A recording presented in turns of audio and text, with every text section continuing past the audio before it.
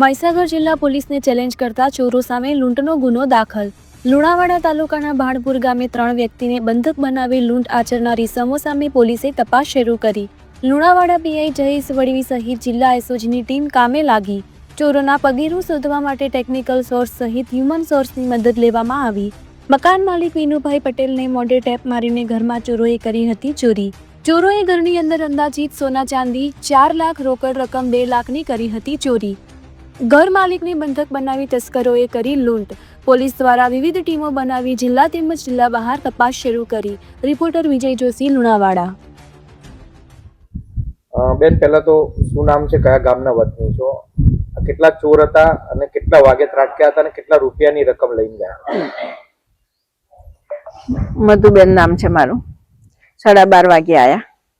4 જણ હતા અને 4 જણ આયા તેવા એમને બાજી પડ્યા અને મોબાઈલ લઈ લીધો। પહેલા મોબાઈલ લઈને મોડા પર પટ્ટીઓ બાંધી દીધી, હાથ પગ બાંધી દીધા અને અમને કોઈને અવાજ કરવા દીધો નહીં। દાદા હતા બાજુમાં, દાદા બાજુમાં એક માણસ બેઠો અને પછી હું ઉપર હતી। હું ઉપર રહીને હું સીડીમાં બધું જોઈ રહી પણ મારાથી બોલાયું નહીં। બાજુમાંથી કોઈને સવરાયા ઉઠાડાયા ના।